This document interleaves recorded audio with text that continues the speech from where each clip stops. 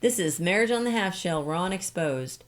So, it's been about a month since we recorded. I think the last one we did was the Valentine's episode. Was it? Yeah. Okay. Yep, where we talked about how we're anti-Valentine's Day. Mm-hmm. So, I decided that tonight we're going to talk about this silly song that came out in the late 90s or early 2000s called Breakfast at Tiffany's. I remember hearing it. Yeah, it's stupid. It's a stupid song. The lyrics are really dumb. And the reason I'm bringing that up is because tonight we're going to talk about the difference between having stuff in common with your spouse and being compatible with your spouse. They're two different things. And one is a good measure of how your relationship will go, and the other one is clearly not a good measure. Okay. Or a good foundation for your relationship. Okay. Right? So the song is about this young couple, and they she says to him, "I don't think we have anything in common." And he says, "Well, what about Breakfast at Tiffany's?" And, "Oh, yeah, I remember that movie. We watched that together. I guess we kind of like that, so we have that in common. So, I guess we'll stay together." It's just that was what they based their relationship yes, on? Yes.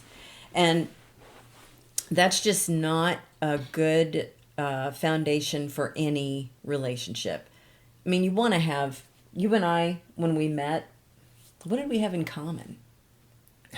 Not a lot. Not a lot. No. But it wasn't on, I think it's more it wasn't on the level of Breakfast at Tiffany's. No. Liking a movie or... I was saying, what was the first movie we saw together? I think it was Roger Rabbit. Okay. I think I looked that up. But anyway. What's that got? It doesn't. I'm just throwing it in there. Okay. So, yeah, if we had based our relationship on both of us just liking that movie and nothing else, no. So what should we base our relationship? Or we're going to get to the compatibility part. Right. There's nothing wrong with commonality. Right. But I guess what we're saying is you don't have to find someone who likes all the same things that you do. Right? It's almost better if you don't. Yeah. I agree, because then you get to learn new things and your spouse gets to learn new things, right. And you can be a part of each other's lives as you learn that stuff together. Right. And of course, some things you do together, and that's fine too. But and I don't know if we've said this in the past, but you really should be basing the foundation is whether you have the same values or mm-hmm. not. Right. I think we said when we were discussing this, worldview. Yeah. Right. Right. So you have to just examine that in each other. And we talked about picking a spouse, the whole episode there, but mm-hmm. This has to do with, having the same values, and then on top of that, this set of traits that you can learn about, which we're going to talk about. Right. And then see how to, I guess, where your problem areas might be, mm-hmm.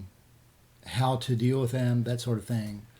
And that's not meant to be a negative when there might be problem areas, but right. just that they're there and to be aware of. Right. So when you and I met, you were just out of college, and you were a lot more nerdy than I was. You like the sci-fi stuff, and yeah, but I didn't dress up. Yeah, you did. And go to cons one time for Halloween, but that was it. It was Halloween, right? Costumes, but no. But still, that stuff still interests you. The sci-fi, but I like the sci-fi. Yeah, you like the sci-fi stuff. I've never been in. Apart from watching Star Trek when I was a little kid, I've never been interested in sci-fi stuff. It just doesn't have any, Okay. doesn't hold my interest. I like disaster movies. I do too. Well, you do now. I don't know that you were into that when we Sure, first met. sure. I don't know. I guess you're a guy, so does that, stuff blowing up always has appeal. But we didn't have a lot in common. We just we connected on another level. We communicated really well. We decided that our lives were headed in the same direction, which is another key thing. Like if you, I'm so in love with this person, and I just want to spend the rest of my life together. Okay, what does that life look like? You're going to have that talk? Because you have to have that talk. Yeah, exactly. If you want children and your spouse absolutely does not, that's going to be a problem. And you can't marry this person and say, well, I'll change their minds. Probably, maybe. But you're taking an awfully big risk if you do that, Yeah. So your lives have to be headed in the same direction for it to work, right? You and I decided that, yes, children, yes, family. We wanted a big family. We decided all that while we were engaged. Right. We even decided we were going to homeschool our kids while we were engaged, if I'm not mistaken. I think so, yeah. Yeah. Yes, we did. Yeah. So, we had all this, we had the map kind of sort of laid out, Right. Right. Right. I mean, obviously there's twists and turns and things don't always go the way you think they're going to go, but that's the discussion to have with someone that you want to have a relationship, a committed relationship with, is, are you headed in the same direction? Yeah. It's not, we have all this stuff in common and we can do all this fun stuff together. Okay, that'll last a while. Sure. But eventually you might not be able to do those things anymore. Yeah.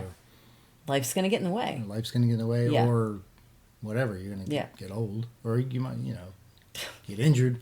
I mean, who knows? Yeah. But if your relationship's based on that sort of stuff, and then you can't do it, then you got to find some. You're stuck with finding something else. Yeah. And if you already are headed in the same direction, then you're much better off. Right. Okay. Okay. So we're going to transition now to what this is really all about. We took a personality test. No, not Enneagram. This is a legitimate personality test put together by psychiatrists and psychologists. Yep. And it's based on what they call the big five personality traits. Traits. Yes. Yeah. So you have them. And there's lots of actual study behind it and all that. Right. And we've talked about the other things. You mentioned Enneagram. It's like, okay, I mean, it's kind of a interesting tool. And It's very surface level. But it is surface level. This is how can I say, a survey you can take. It's cheap. It's inexpensive, yeah. Yep. And what you do... We'll post the link. We'll put in the show notes. We'll put the link in the show. Yeah. But the idea is that you and your spouse or your future spouse or whatever, each by access using a different email. We learned that you can't use the same email. Each of you use a different email to sign up, and you just take it, and it's not expensive at all, like $12 or something each, and you each take it separately. Right. Takes about 30 minutes. Yep. And then you can link them together. Right. And then you get this report that talks about where you are versus where your spouse is, your partner, in these traits. Mm-hmm. And where, what to look out for, Right. and that sort of thing. And it's just a helpful tool. Right. That has a lot of scientific backing behind it, as much as you can get. Like, it's not a hard science; it's more psychiatry, psychology. Mm-hmm. Anyway, there's 5 big, like you said, the big 5. But there are 5 big traits, and each of those has a couple of traits underneath it. that are related to it, really. And we're going to talk about our 5 tonight. We're not going Right. to go through all of them. There's some detail behind each 'cause one, there's a lot and of detail. yeah, I don't know how much Yeah. we'll go into. Yeah, Right. So, we can just list them So off, anyway, and then yeah. we'll break them down. big 5. So the 5 are, and I'll tell you what's underneath them or related to them, but we're not going to go into it too much. So the first is agreeableness, and we'll describe each one, we'll define each one, because the words they sound more psychiatric as opposed to what we would think of them as lay people Right. in this area. So we'll define them so they don't sound as a couple of them sound bad, but they're not. And you'll know what I mean. So the first one is agreeableness. How agreeable are you? We'll talk about again what that means. Conscientiousness, extroversion, neuroticism, and then openness to experience. Right. And we'll describe each one of those and where we fell and how that relates to us. Okay. Okay. All right. And again, we'll put the link in the show notes. Okay. All right. So I'll define one and you can define one. Okay. Agreeableness is associated with how people weigh their own interests against those of others. It's how much you pay attention to and care about the other people's feelings, needs, and desires. Agreeable people are kind, nurturing, compliant, and trusting. Disagreeable people are competitive, tough, blunt, and skeptical. So you can see that disagreeable in this context doesn't mean that you're a mean person. It's not necessarily negative. It's not a negative thing. Right. And we're all on a scale from high to low in agreeableness. So if you're low in agreeableness, basically you're in the disagreeable end of the spectrum. And that's okay, because it, like I said, it doesn't mean you're mean or an ass or anything like that. Not that you couldn't be. I'm just saying that's not what this means. Okay, so I scored a 92 out of 100, 92nd percentile out of 100. That's how they do it, which basically means higher in agreeableness than 92 out of 100 people. So you put me in a room with 100 people, I'll be more agreeable than 92 of them, as defined by this test. Right. And where'd you fall? 46th. We were in no way shocked by that particular separation there. If you talk to anyone I know, including my husband and my children, you will find out that I can be extremely blunt at times. Sure. Competitive, well, I compete with myself. I don't compete with other people. Yeah. I can be tough, and I'm extremely skeptical. I am very skeptical. Okay. Skeptical that can tip over into cynicism if I let it, and sometimes that happens. Right, and that's like one of the things that would warn you about. Yeah. Right. Don't get cynical. Right. There's nothing wrong with skepticism. Right. And then for me, it'd be try to learn how to be a little more skeptical. Right. For me, it just one way I think about it is I'm very protective of my privacy, my private life. Mm-hmm. I have a very small circle of people that I let in, and I actually talk to about be vulnerable with. Right. I kind of think of it. I think in pictures again. I have walls. And there's a gate there, but I have to let you in. Right. I'm not going to let anybody scale those walls and start throwing rocks at me or anybody else in my little circle. I'm just not going to let that happen. So I'm extremely protective of myself, my privacy, and the people that I am very close to. That's kind of how I see it. Yep. Whereas you're more open to, talking to everybody, and I mean, not that you're an extrovert necessarily, but you have, right. 'Cause you can have this mixture. Right. I'm not very extroverted, but when I'm in a situation where there's people to talk to, I try to push myself to talk to people, and be nice. You tend to have more compassion than I do. Yeah, have more compassion. Yeah. The kids Maybe be a little more Right. trusting. Sometimes too Yes. trusting. Yeah. The kids would, if they had something kind of deep and emotional to discuss, they would typically come to you first. Yeah. Because I'm not overly empathetic. Like, there were a lot of times they knew that mom would say, "Look, just take a lap around the house," or so, go do 100 push-ups or whatever. I'm just, Yeah. I don't think that way. And I just thought of a really good example of this.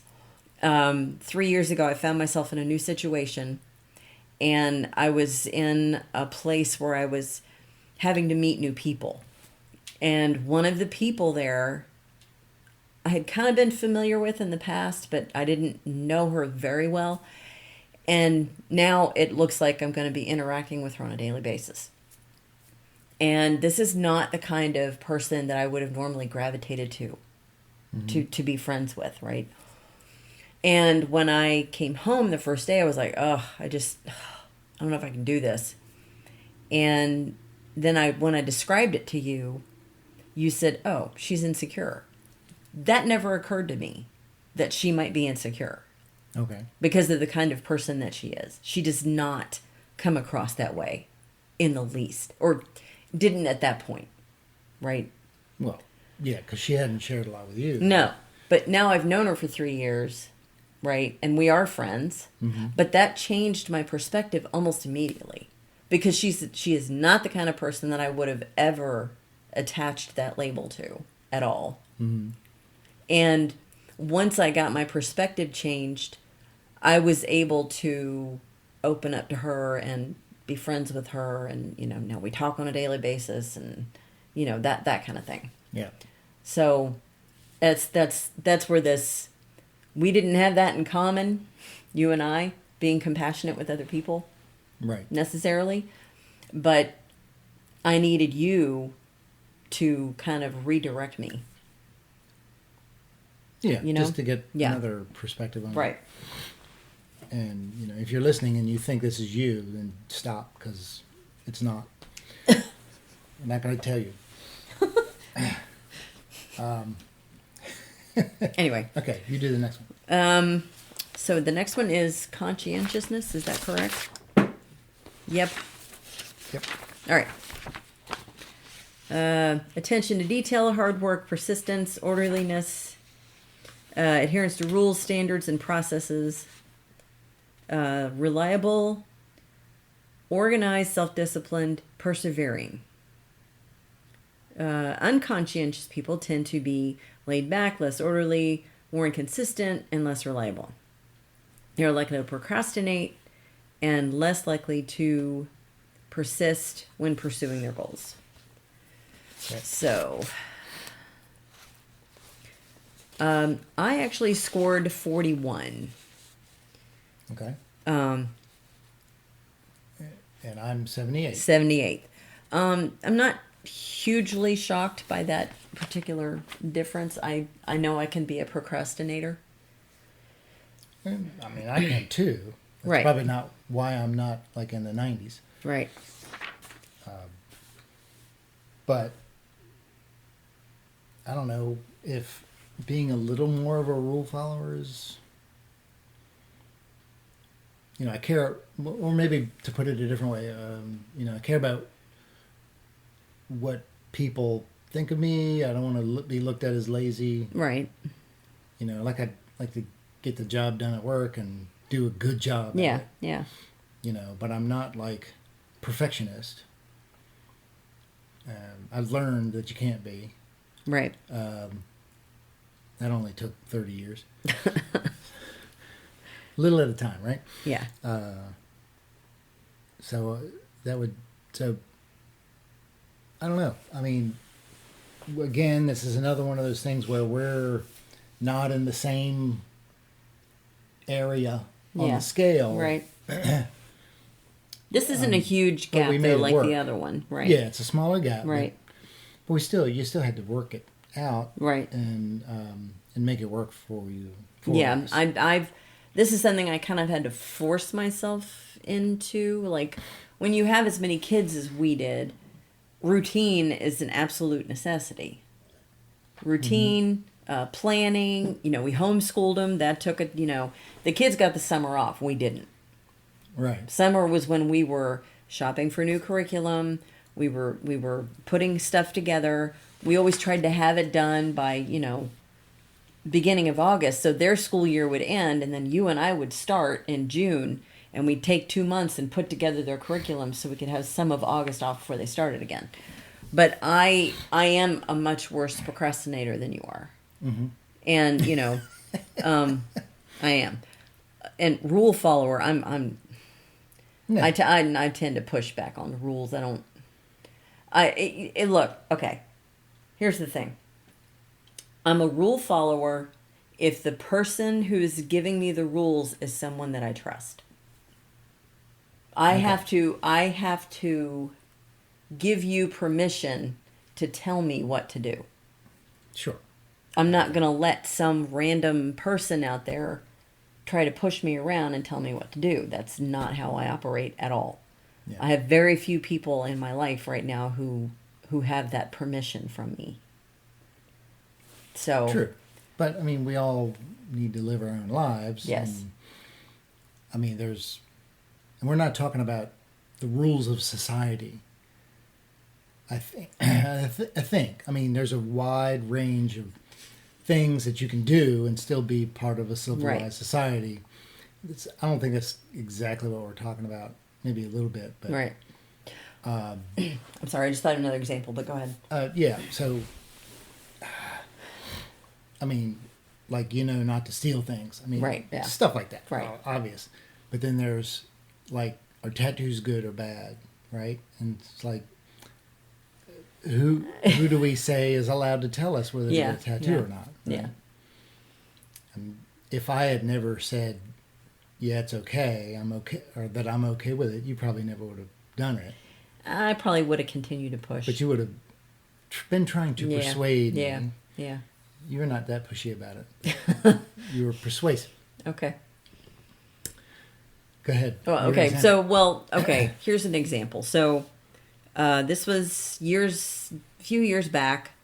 When did the government shut down? We were living outside of D.C. Remember that? Government shut down, and they shut down all the monuments, right? Ago, yeah. They shut down all the monuments. 7, 8 years ago. It was a long time ago. But I had my 3 younger kids, and this is something that just immediately occurred to me that I don't think would have occurred to you, right? I got wind, I think I was working for the USO at the time, and I got wind that there was an honor flight, which is the World War II veterans who fly from around the country, and they come to the World War II Memorial to see it. So we're talking about a bunch of 80 and 90-year-old men. I mean, these are old guys. Or a lot of them are gone now, but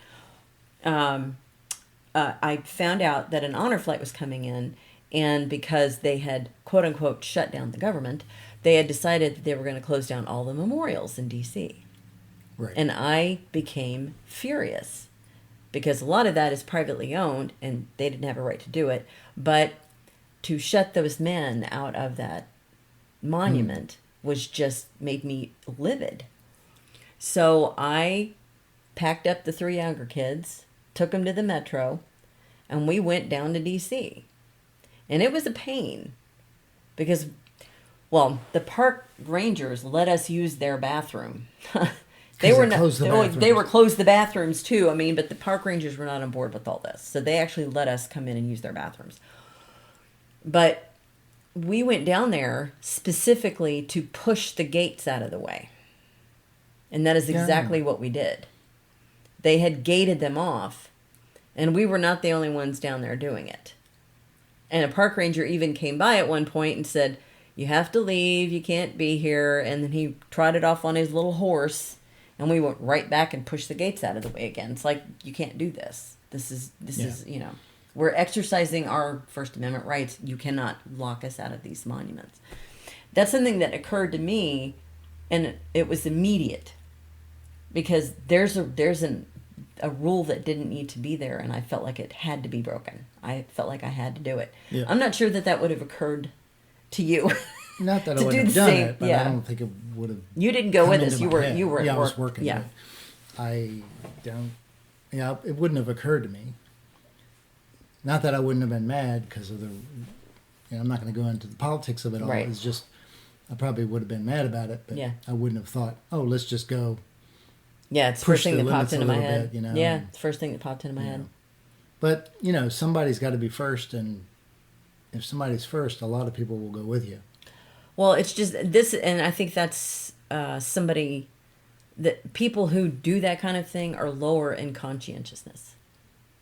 The ones that on this scale. Yes. That doesn't mean they're not conscientious people. When we think of, they're conscientious. Right. I was going to bring that up. It's like one of the things. It says, okay. So part of the implications of this, it says you can use your differences to your advantage, each helping one another to develop the virtues of the opposite trait. Right. Although it is possible, no, that's not what I was looking at. That's true, though, what I just said. Darn it. Let's see if I can find it. Oh, here we go.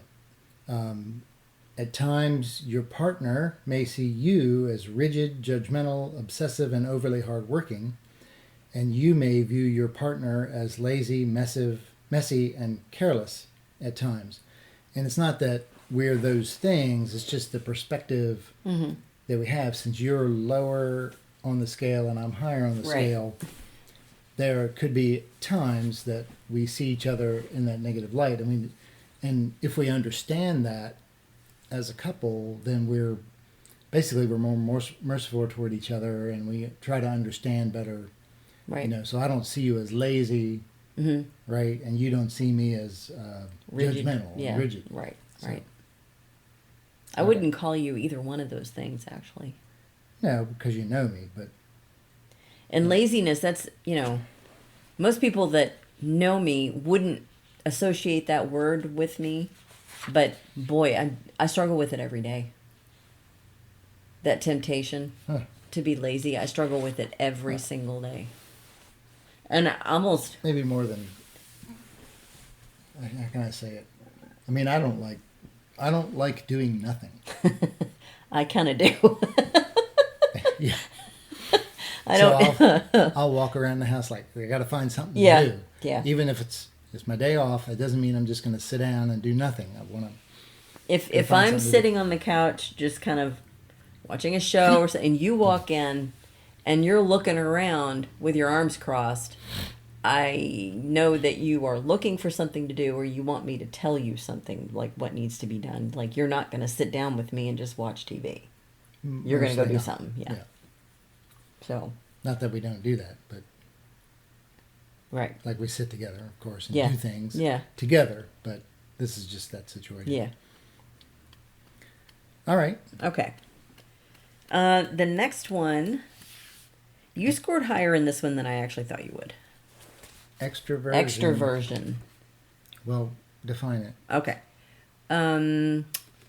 People who are typical in extroversion make reasonably talkative, balanced, and adaptive partners. They take cues from situations. They will sometimes be more talkative and sometimes less so. So, yeah, let's see. Here we go. Well, extroverts tend to experience a lot of joy and excitement, particularly in social situations. Let's see. Are more likely to enjoy being the center of attention. Yeah, it's not really me. And tend to want to have a lot of people around. Well, yeah. All right. Yeah. Let's see. Make spontaneous, fun, enthusiastic partners who are motivated to seek out excitement and thrills. Whereas people who are low in extroversion, also called introverts, need much less stimulation and therefore seek out less social interaction, and they make calm, quiet, and reserved partners. Well, that definitely describes us for sure. Well, I mean, I think we all know that another definition that goes along with this is an introvert finds large gatherings or parties or whatever draining, right? Introverts, yep.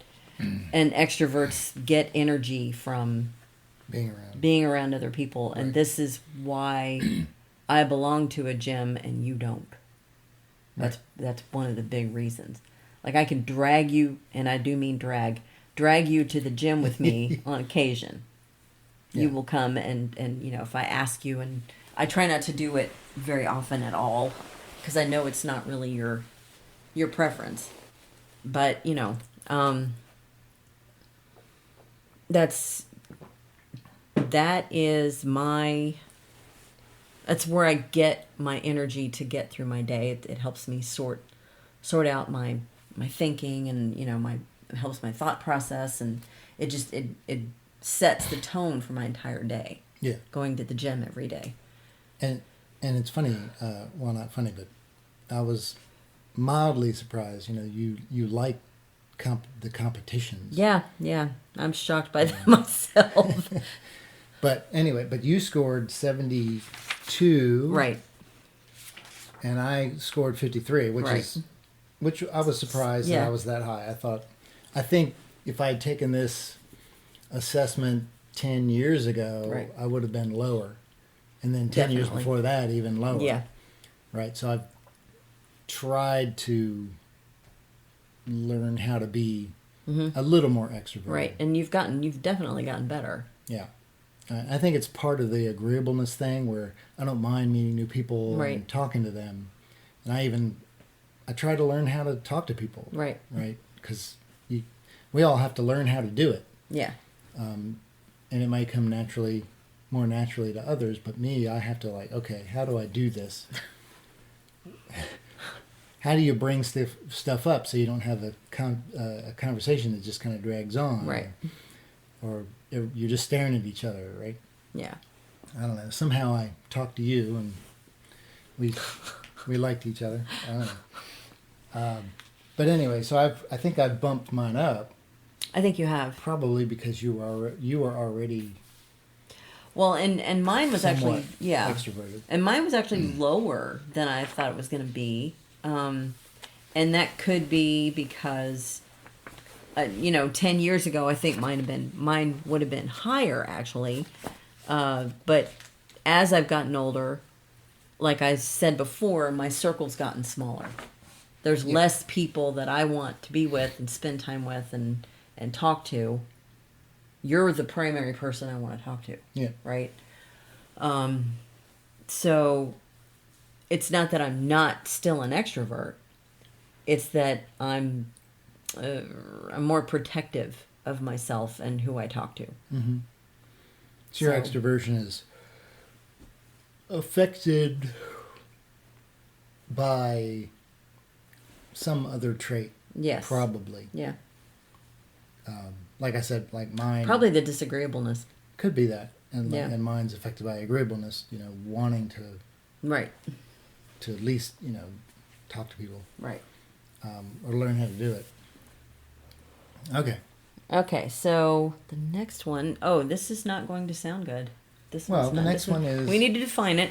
Yeah. So, the next one is actually called neuroticism, and I know that this word has got an awful lot of negative definitions connected to it, but we're going to go into this a little bit, and we'll define it here. Let's see. Just that first paragraph. Yep. Associated with a person's propensity towards negative emotion versus emotional stability. Simply put, neuroticism is a measure of your sensitivity to negative emotions, such as pain, guilt, shame, sadness, irritability, defensive anger, fear, and anxiety. People who are high in neuroticism are prone to negative emotion. They tend to feel unhappy, anxious, and irritable. They may be less resilient when faced with the problems of life.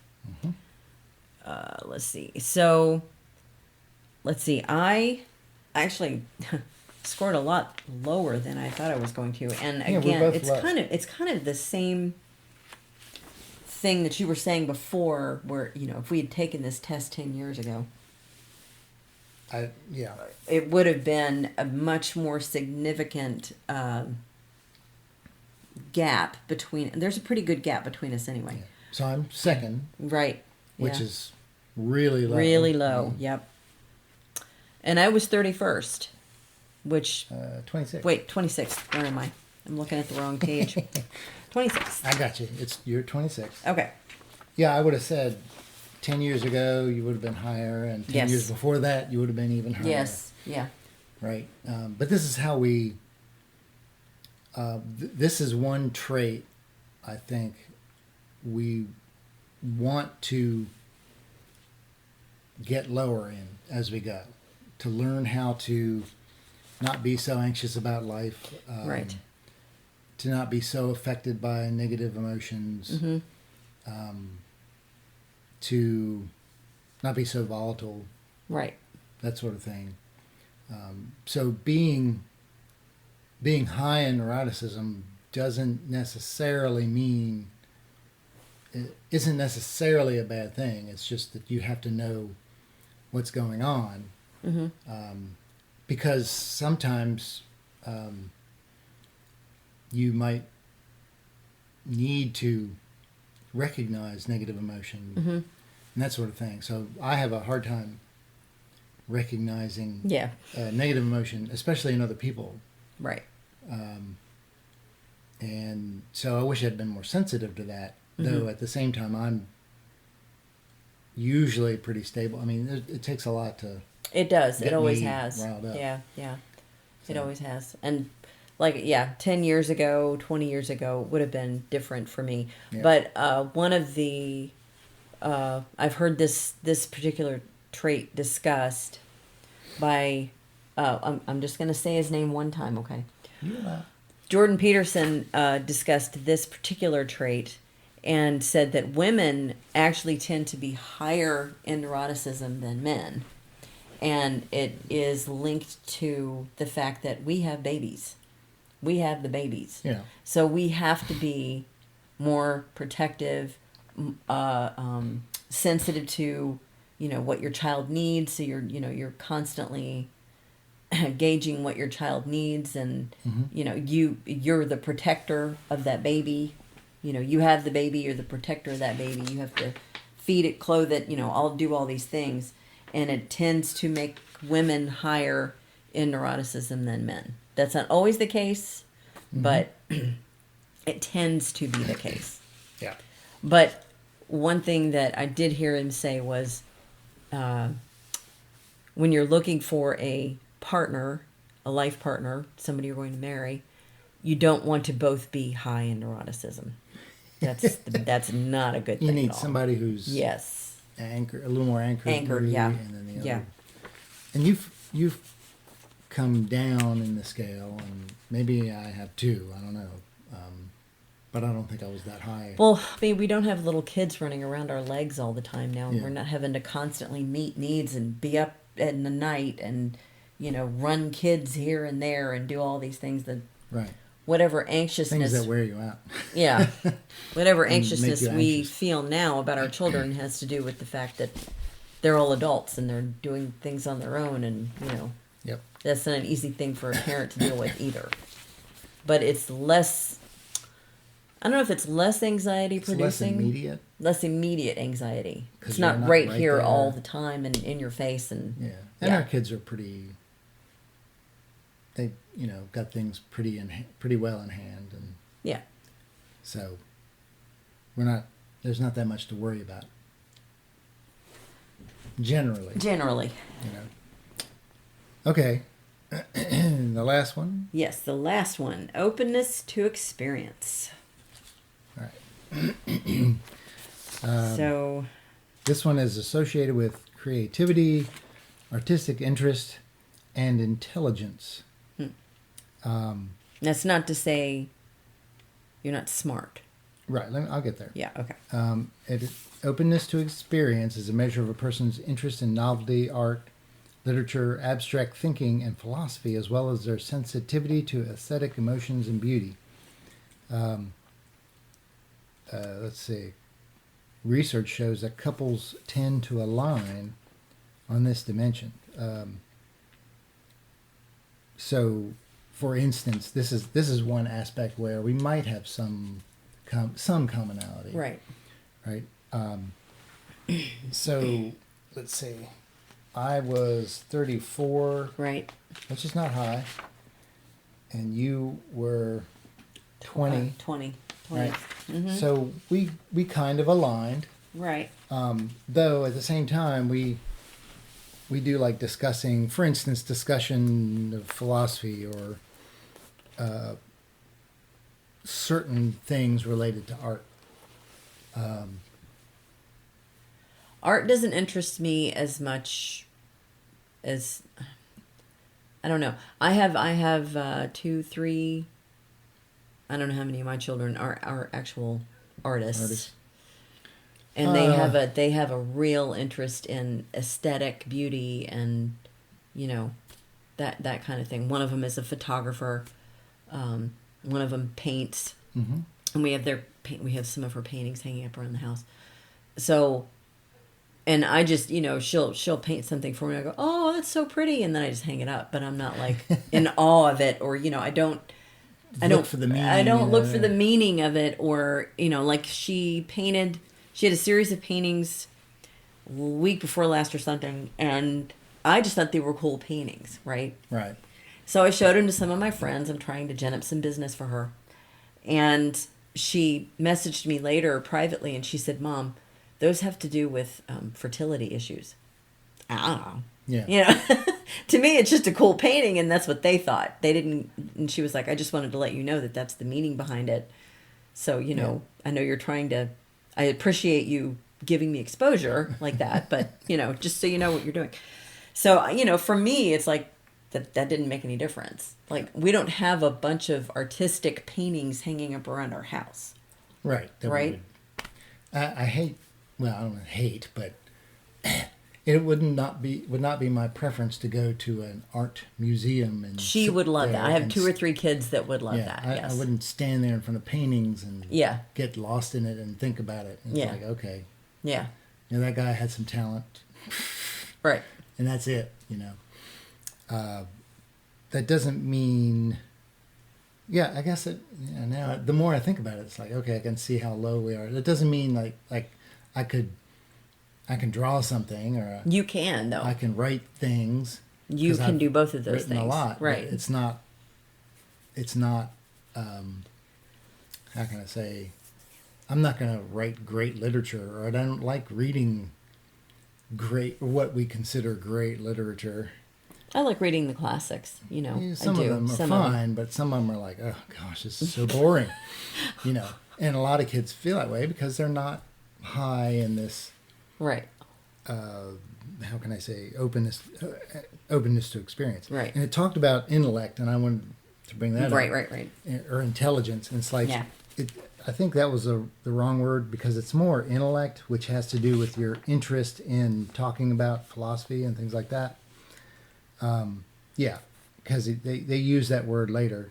So that doesn't mean that we're not smart, mm-hmm. or someone who's really low in this openness to experience. It doesn't mean they're not intelligent. Right. It doesn't mean they're not smart. Right. It just means that they might not want to have an intellectual discussion about, you know, the meaning of life, or that doesn't interest me in the least. You know, I'd rather talk about current events, what's going on now. Sure. You know, I'd rather talk about real things that are happening right now than get into a philosophical. I'm not wired that way. Yeah, I'm generally not. I have had discussions with a couple of my kids. You have, yeah. About philosophy, right. and things like that. And I can do it. It's just not that I'm not going to go generally Seek it out and try to have this discussion. Right. Like we have one son who he's a photographer. Right. He really puts a lot of effort into it, and got a lot of equipment, and he's very gifted. Really thinks actually, about about what he wants to photograph and things like that. But he's also into movies, and it's not just that he likes to watch movies, because he picks these weird movies. Well, he picks them based not on weird, but interesting. We think they're weird, but interesting movies, and he picks them based on who the director is, right, and how the movie's put together, right. And so he can have this discussion about this director, that director, the directors, and how well they do, and how the movie holds together, and technical aspects of making a movie, right. Before and I'm just sitting in there going, if it's an action movie, I'll just sit there and enjoy it. I don't care. Yeah, it's got to be really bad for me to not like it. Well, how many times has he walked in? What do you guys want? Oh. Like, I was going to watch it with you, but now I'm not. Like, I'm not watching Armageddon again. I'm not going to watch 2012 again. Yeah. Why are you watching this? Yeah, it's a disaster movie. Arnold Schwarzenegger. Oh yeah. You like those? Predator. And all those. Yeah. With strongman movies, where he's a commando. That was one of them, and stuff like that. It's like they're action movies. I like those. The kids dubbed them treadmill movies. I did, I accept that. It's because we used to live in Maryland, and you used to go to the Y, and you'd walk on the treadmill for an hour, and they were just I'd run. Whatever. On the treadmill. Whatever. They were horrible B action movies that you would just, like, it's just like, it's on, and it's distracting me from, it whatever. It keeps me from worrying about how my legs hurt. I just run, right? And I can enjoy the movie and lose myself in it. Yeah. But I like watching those. I like Fast and Furious and Die Hard and stuff like that. And it's like, you might say those are not technically well-made movies. They're plot holes or things that don't make sense. The physics doesn't work. Yeah. I mean, all that kind of stuff. And it's like, but it's got to be pretty bad for me to be pulled out of the movie and stop enjoying it just because something like that happens. Right. Whereas I think this particular kid would, he would see it all and then complain about it. It's like, okay, that's fine. That's, and he wants to have a career in film, so we'll see where he goes with that. But I think he'd be good at it. Oh, I do too. Whereas I wouldn't be good at making a movie at all, but I just like watching. Because we don't care about the technical aspects of putting a movie together. Exactly. We just want to watch it. We just want to just entertain me. That's all I care about. I don't want to hear your opinions about anything. Just entertain me. And we've talked about Hollywood. Yeah. So anyway, but all that to say, this has nothing to do with level of intelligence or IQ or anything like that. So these psychiatrists, maybe they ought to pick better words, but maybe I don't know. I mean, they define this stuff pretty well, and if you go and take the test yourself, you're going to find out that the stuff is very well laid out, very well defined, and that there's nothing wrong with being lower in intellect and higher in neuroticism. Right. Exactly. I mean, these are traits that can be used to your advantage, and honestly, it's a balance of nature and nurture. You were raised in a home where it was relatively peaceful. Your parents and your sisters, and there was the typical sibling fights, right, that happened, that kind of thing. Right. But your parents didn't fight a lot in front of you, and you had a reasonably well-balanced childhood, right?